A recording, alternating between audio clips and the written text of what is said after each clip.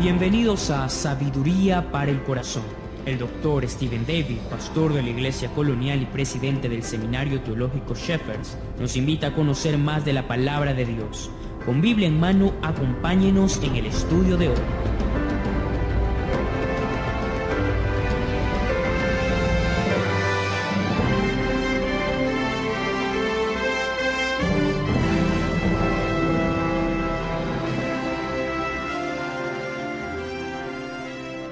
Hoy vamos a leer Marcos capítulo 3 versículos 20 al 35 para continuar con nuestro estudio del Evangelio según San Marcos. Gracias por estar en Sabiduría para el Corazón. Le animo, le invito a estudiar juntos la palabra de Dios. ¿Qué le parece si oramos?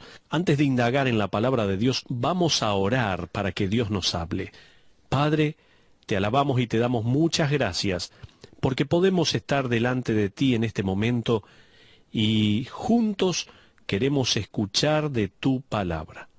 Habla conforme a cada una de nuestras necesidades, Señor.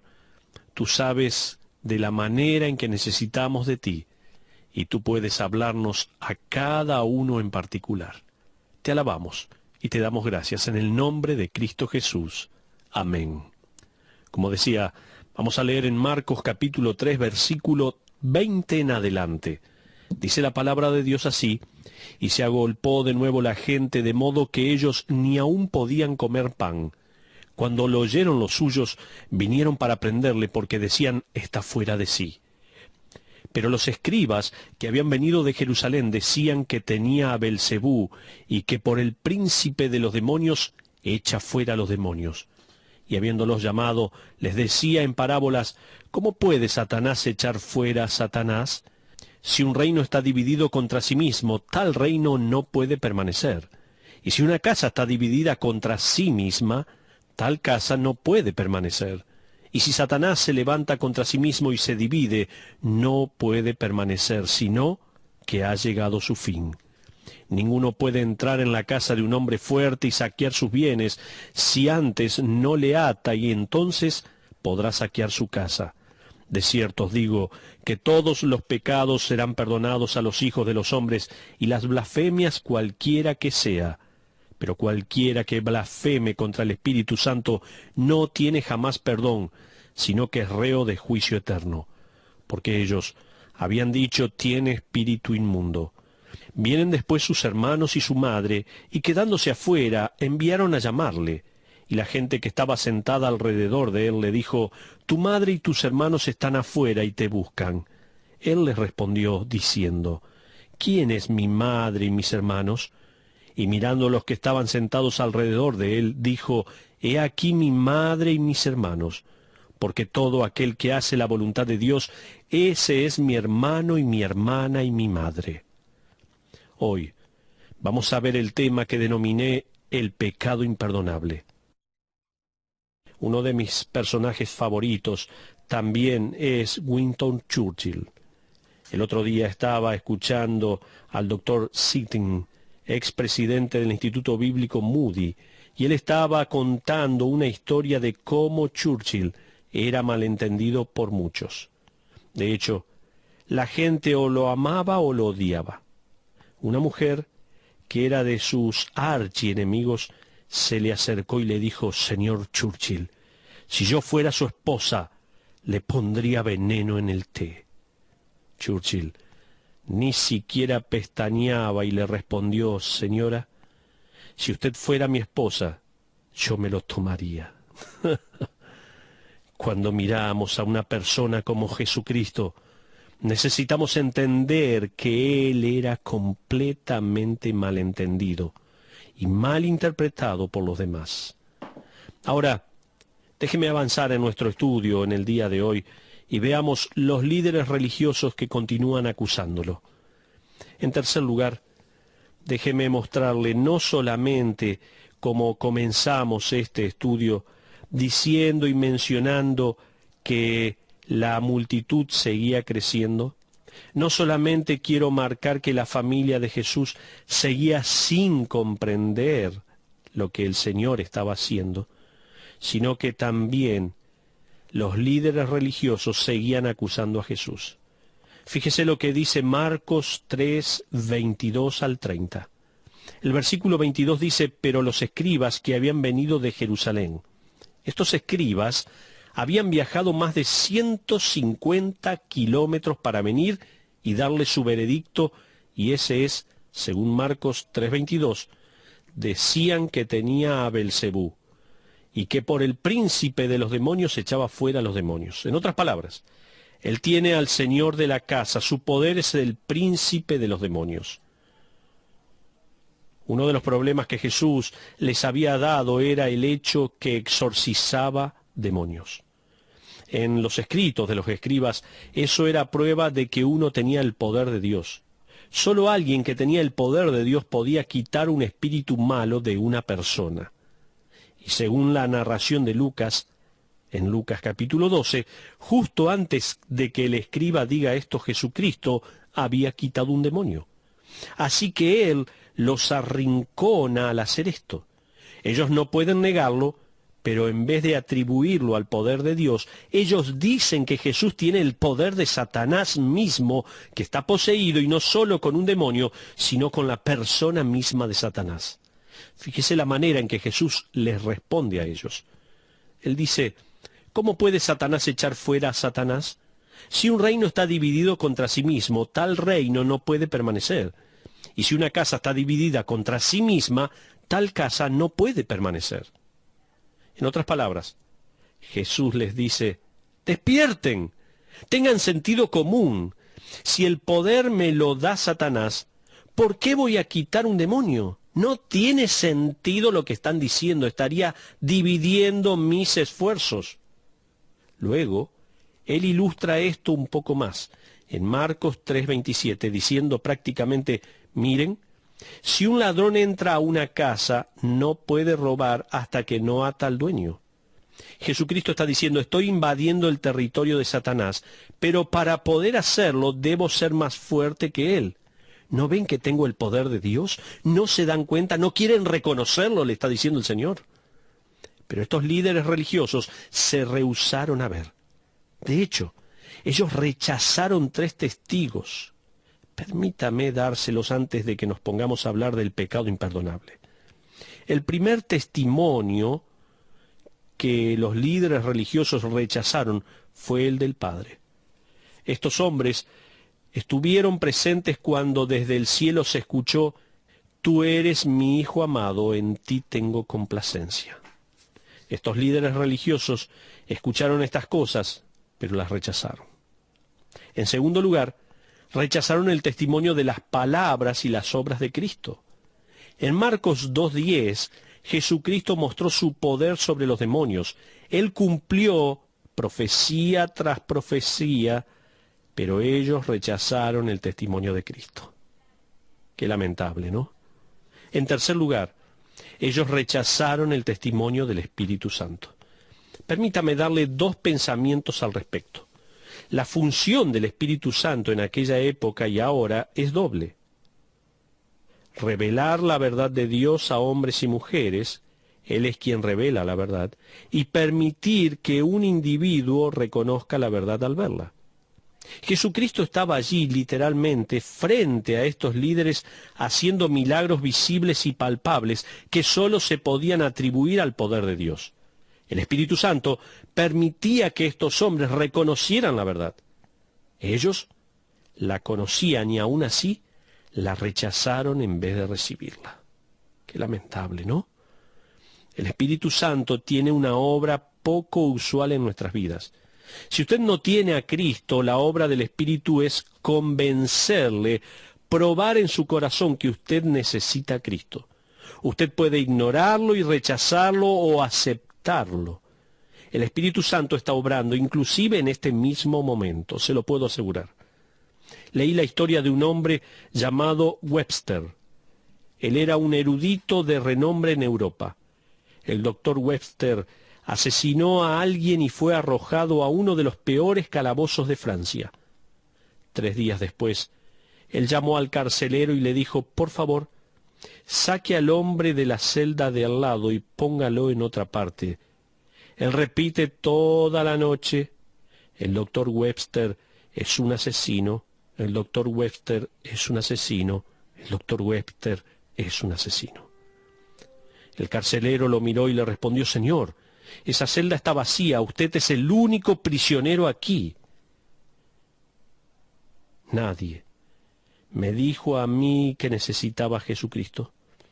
Cuando escuché el Evangelio, el Espíritu Santo usó esa verdad en mi vida y me permitió reconocer que le necesitaba. El Espíritu Santo permitió que estos hombres reconocieran que Jesús era quien decía ser, y ellos lo rechazaron. Pero ahora, ¿qué es el pecado imperdonable? Permítame darle una definición del pecado imperdonable. ¿Está listo? ¿Está preparado o preparada? ¿Qué es el pecado imperdonable? ¿Qué era para la gente en aquel entonces y cómo se traduce a la actualidad, si es posible? El pecado imperdonable es este: reconocer la verdad de quién es Jesucristo y rehusarse a recibir la verdad en la persona de Jesucristo. Se lo repito con mucho gusto. El pecado imperdonable es este: reconocer la verdad de quién es Jesucristo y rehusarse a recibir la verdad en la persona de Jesucristo. No es necesariamente un acto, es un estilo de vida de rebelión. Es un estilo de vida que le dice no a Dios. Dice: no quiero a Cristo. Sé que Él es verdadero y que es quien dice ser, pero no lo quiero, lo rechazo. Le pregunto, ¿usted está haciendo eso? ¿Usted está haciendo eso en este momento? O tal vez por mucho tiempo en su vida. Un hombre escribió en una ocasión: el pecado imperdonable es el pecado que no está dispuesto a confesar. El arrepentimiento debe ocurrir por nuestra parte. El perdón está de parte de Dios. Él no va a barrer todos sus pecados bajo la alfombra. Él no va a decir: bueno, mientras no miro, usted métase en el cielo. No, eso no sucede. Tiene que haber una acción de nuestra parte, y eso es arrepentirse y, en vez de rechazarle, aceptarle. Y sabe, Jesucristo está aún invitando. Él sigue invitando. Fíjese en Marcos 3, 31 al 35, que Jesús sigue invitando. Esto me encanta. Es como si Él le hubiera dicho a la gente qué es lo que deben hacer para ir al infierno. Necesitan rechazarlo. Y luego se da vuelta y dice: ahora, si quieren ir al cielo, esto es lo que necesitan hacer. Fíjese en el versículo 33, por favor. Él les respondió diciendo: ¿quién es mi madre y mis hermanos? Y mirando a los que estaban sentados alrededor de él, dijo: he aquí mi madre y mis hermanos. En este contexto, ¿qué es hacer la voluntad de Dios? Hacer la voluntad de Dios en este pasaje es recibir a la persona de Jesucristo por quien Él dice ser. Jesús está diciendo: si quieren hacer eso, si quieren hacer la voluntad de Dios en recibir a la persona de Cristo, estarán incluidos en mi familia. Ustedes pasarán entonces a ser mis hermanos, hermanas y madre. La familia de Dios consiste de personas que tienen varias cosas en común. Entre estas se destacan, por ejemplo, una experiencia, que es el haber recibido a Cristo como Salvador, un interés, promover a Cristo, y una meta, ser más como Jesucristo. Si usted lo ha aceptado, entonces es parte de esta familia, la familia de Dios. Hay un lazo que trasciende cualquier otro y es más fuerte porque a Dios. Como conclusión, permítame hacer dos preguntas que demandan una respuesta. Me imagino que usted está pensando en estas dos preguntas. Número 1. ¿Es posible que un creyente cometa el pecado imperdonable? ¿Es posible que usted, como creyente en Cristo, habiéndole aceptado, cometa el pecado imperdonable? La respuesta es no. Usted como creyente no puede cometer el pecado imperdonable porque cuando aceptó a Cristo como su Salvador personal, sus pecados pasados, presentes y futuros fueron limpiados por su sangre. Usted ha sido justificado. Es como si nunca hubiera pecado. Está justificado ante Dios. Se trata de un acto judicial de Dios en el cual Él lo declara justo. Usted preguntará, ¿pero yo peco o no? Claro que sí. Eso le quita galardones futuros. Eso le quita la vida abundante, pero nunca le quita la salvación. Entonces, es imposible que un creyente cometa el pecado imperdonable. Tal como dice Romanos 8:1, ahora pues, ninguna condenación hay para los que están en Cristo Jesús. Romanos 5:1 dice también, justificados pues por la fe tenemos paz para con Dios por medio de nuestro Señor Jesucristo. Hay un tratado de paz que se ha firmado y Dios jamás borrará su nombre. Nada puede entonces separarnos del amor de Dios. Voy a decir esto con cuidado porque no quiero que me malinterprete. Cuando tenía 17 años, estaba en rebelión con Dios en contra de la verdad. Yo sabía acerca de Cristo, pero no era salvo. Yo había escuchado a un predicador decir que es imposible cometer el pecado imperdonable y que el pecado imperdonable era maldecir al Espíritu Santo. Marcos 3:29 dice que si uno blasfema contra el Espíritu, pero la palabra blasfema se utiliza para una vida de rechazo a Cristo, y eso es una blasfemia al Espíritu Santo de Dios. Ahora, en mi rebelión recuerdo haber ido a una habitación, cerré la puerta y estuve pensando, a ver, si existe la posibilidad de sellar mi destino, voy a hacerlo. Dios nunca me tendrá y yo nunca lo tendré a Él. Luego, pensé en todas las palabras posibles y blasfemé a la persona del Espíritu Santo. Lo maravilloso es que el Espíritu Santo nunca me dejó. Él siguió obrando en mí. Un año después, en la misma habitación, recuerdo haberme arrodillado junto a la cama y aceptado a Cristo como mi Salvador personal. Mientras estaba en este estado de rebelión, estaba viviendo la vida del pecado imperdonable. Eso es, porque estaba rechazando a la persona de Cristo. Sin embargo, en el momento en que le acepté, Él me perdonó. Pregunta número 2. ¿Es posible que una persona no salva cometa el pecado imperdonable? La respuesta es sí.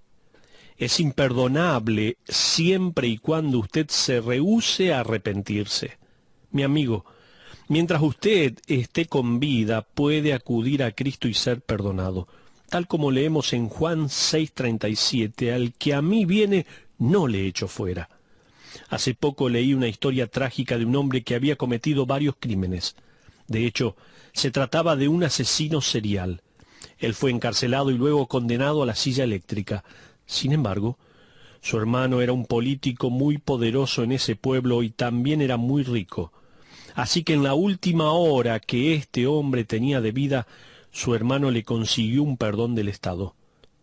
Este hermano se puso la carta de perdón en el bolsillo y se dirigió a la cárcel. Luego pensó, tal vez mi hermano no cambió. Quizás hay posibilidades que si sale de la cárcel intente matar a alguien. Así que en vez de ir a las autoridades, este hombre se dirigió a la cárcel de su hermano. Él le dijo, escucha hermano, si tú salieras hoy de esta prisión, si de alguna manera pudieras salir, ¿qué harías? El hombre, aún lleno de odio y enojo, dijo, si pudiera salir, mataría a cada uno de los que testificaron contra mí. Me aseguraría que ese fiscal quedaría sin vida esta noche. Así que el hermano, con el perdón en el bolsillo, se dio vuelta y salió de la cárcel. El asesino después murió. Esa es una ilustración clásica de la persona de Cristo ofreciendo el perdón. Todo lo que Él quiere que usted haga es que diga, estoy dispuesto a arrepentirme. Estoy dispuesto a recibir a la persona de Cristo en mi vida. En el momento en que usted acepta a Cristo como su único y suficiente Salvador, pasa del estado del pecado imperdonable a la familia de Dios. Le pregunto en este momento, pensando en la eternidad, pensando en la trascendencia de su vida, ¿no le gustaría recibir a Cristo como Salvador? Si se queda como está en ese pecado imperdonable de rechazar, de rehusar querer creer en Cristo como único y suficiente Salvador. ¿No le gustaría recibir a Cristo en este momento? Usted me dice, sí, quiero hacerlo. ¿Sabe cómo? Ore a Dios. Allí donde se encuentre, eleve una oración de fe a nuestro Dios.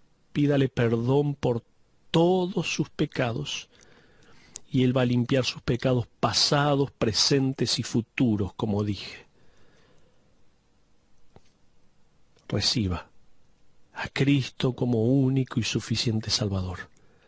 Aquel que murió, pero que al tercer día resucitó para nuestra justificación. Recíbalo. Ore ahora. Dígale, Señor, perdona mis pecados. Te acepto como mi único y suficiente Salvador. Sé que moriste en la cruz por mis pecados. Quiero recibirte. Ayúdame. Perdóname. Dame la vida eterna. En el nombre de Jesús. Amén. Si usted hizo esta oración, sería muy bueno para nosotros conocerle, ayudarle en esta decisión y en esta nueva vida en la gran familia de Dios. Y usted pasó del pecado imperdonable a la familia de Dios. Escríbanos. Contáctese con nuestra emisora allí en el lugar donde usted nos está escuchando o a través de internet. Escríbanos un correo electrónico. Queremos saber de usted. Queremos ayudarle. Gracias. Gracias porque Dios, el cielo, está contento y alegre por un pecador que se arrepintió. Gracias. Gracias a Dios por la oportunidad que nos da de seguir predicando su palabra. Le espero en nuestro próximo estudio de Sabiduría para el Corazón. Que Dios le bendiga. Muchas gracias por acompañarnos en el estudio de hoy.